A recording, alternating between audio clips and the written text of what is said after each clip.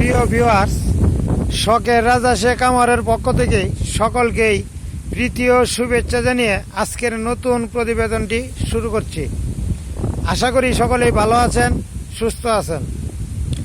আজকের প্রতিপাদ্য বিষয় হচ্ছে হাঁসের প্যারালাইসিস হওয়ার লক্ষণ এবং এর করণীয় কী, এবং ভিটামিন থায়ামিন কী কী রোগের কাজ করে এবং এর কার্যকারিতা কী, এই বিষয় নিয়ে আজকে আলোচনা করব। যারা আমার চ্যানেলটি সাবস্ক্রাইব করেন নাই, লাইক কমেন্ট করেন নাই, অনুগ্রহপূর্বক সাবস্ক্রাইব করে নতুন ভিডিওটি পাইতে আমার চ্যানেলটির পাশে থাকবেন।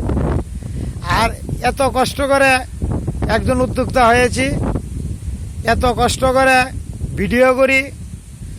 যদি আমার ভিডিওগুলি দেখেন, আপনারা সামান্যতম পরিশ্রমে নতুন ভিডিও পাইতে আমার চ্যানেলটিতে একটি লাইক বা কমেন্ট বা শেয়ার দেওয়া থাকবেন।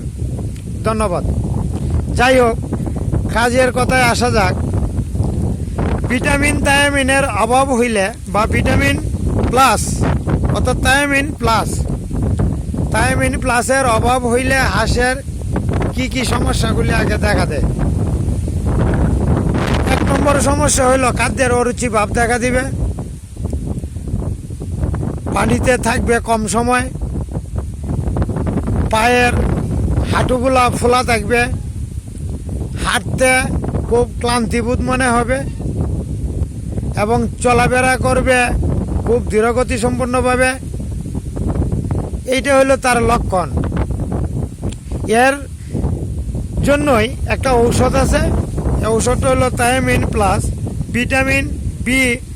ভিটামিন B1, B2, B6 অর্থাৎ প্রিমিক্স, যেটা এইটা আপনি আইনা খাওয়াইতে পারেন বা দিতে পারেন। এটা 1 প্যাকেট আনবেন।